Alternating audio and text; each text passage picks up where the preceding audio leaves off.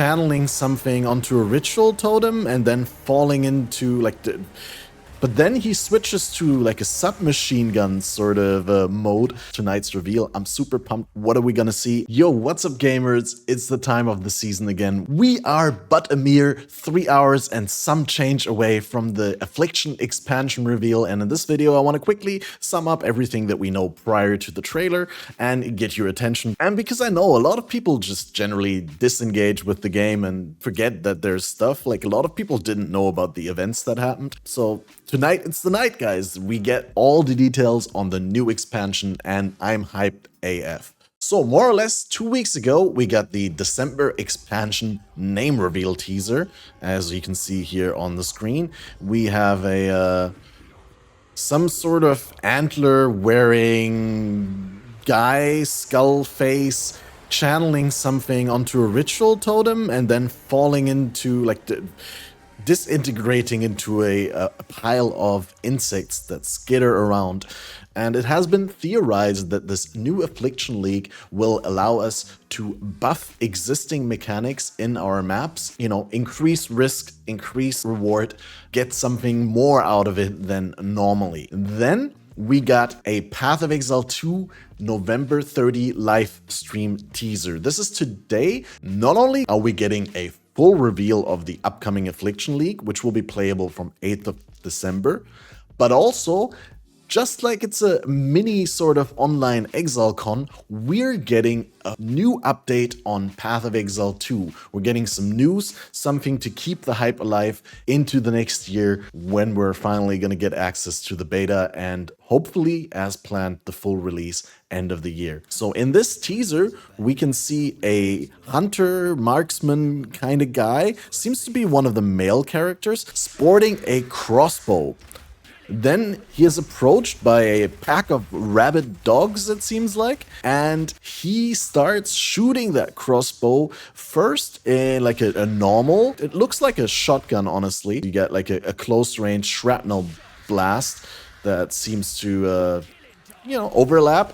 But then he switches to like a submachine gun sort of mode and goes scrap pop pop pop pop, and we're just like, wait. You guys said we'll never get guns in Path of Exile, but that crossbow looks damn near like a gun. So people are very excited to see what this is all about, whether this will be normal for crossbows to go this fast in Path of Exile 2, or whether, you know, this is a special ability that you need to learn. What is also worth noting here is when the character starts doing the rapid fire, the character still moves, like he's sort of strafing like sideways and backwards while still facing the enemy. So this is definitely, you know, maybe this is like a Val skill that you just go skrrr and you can use, you can keep moving during that time, but we don't know anything, right? But we get a big reveal in regards to Path of Exile 2 as well in tonight's live stream. And of course, if you're wondering now, well, where can I watch this live stream? It's on twitch.tv/Path of Exile, right? Just click the link on the Path of Exile page. Of course, you can watch it with any, not just me, you can watch it with any of your favorite streamers because we're allowed to restream it. And if you link your Path of Exile account to your Twitch account on pathofexile.com, you can get the Huntsman Wings for a total of 45 minutes of accumulated watch time on any channel streaming Path of Exile. And of course, I invite you all to watch on twitch.tv/CatmasterOP with me. Now, beyond these two video teasers, there's also been smaller teasers that have been strategically placed on Twitter and on the official page, of course, by Grinding Gear Games. And namely, we get 2 quality of life improvements and 2 new divination cards. Let's directly go into the divination cards because I think there's like less to be said about these. We got a 4 out of 4 set that's called Eldritch Perfection. And this will turn in for an item level 100 item with a perfect Eldritch implicit modifier, which I assume is either a Searing Exarch or a Eater of Worlds modifier, but then only one, but it's perfect, meaning of the highest tier and probably the best roll within the tier. There's a bunch of mods that are probably worth a lot to have the highest tier, like the best value of, and you can then roll the other half of the item with the other Eldritch currency.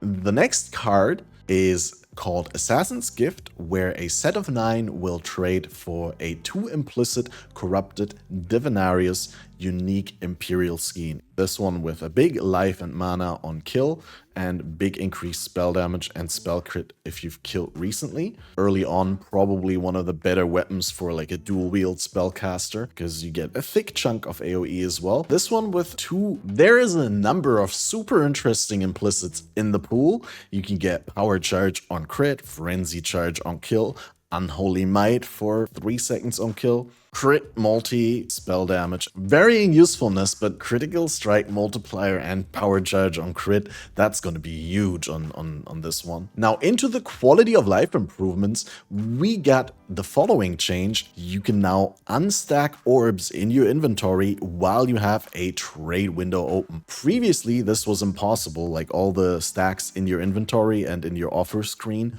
are locked and you can't modify them, probably to prevent mistakes from happening. But yeah, GGG has lifted that restriction now.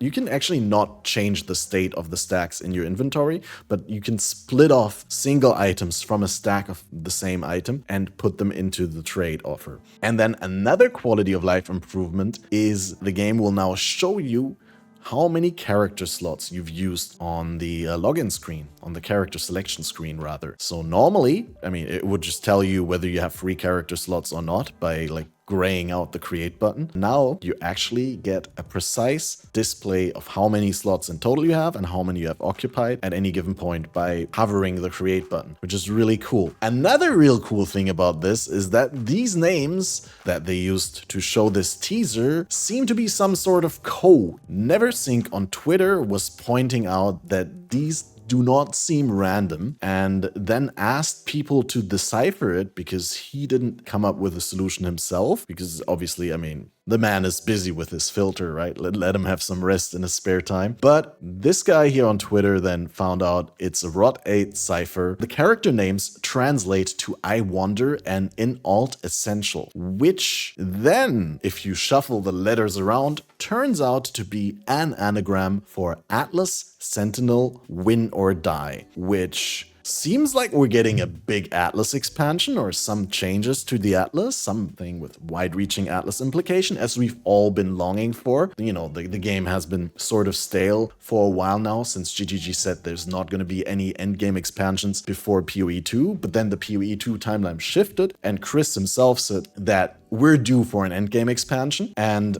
yeah, Atlas seems to indicate that there will be an endgame expansion, and Sentinel kind of hints at the return of Sentinel, and Win or Die could be Ultimatum, right? Because Ultimatum is either win or die. One of two choices, it can be one of the both, and that would be insane. If Sentinel and Ultimatum come back into the game, that would be insane.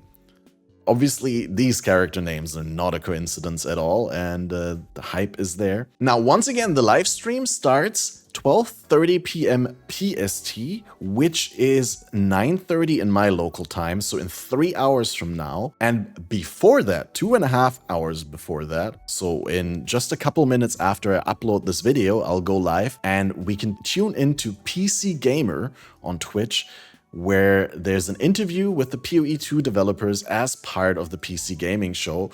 We'll basically be able to do that and talk about it until the live stream itself starts, probably. Or maybe we'll do some gaming, maybe we'll do some fun speculation, maybe I'll do some early act practice.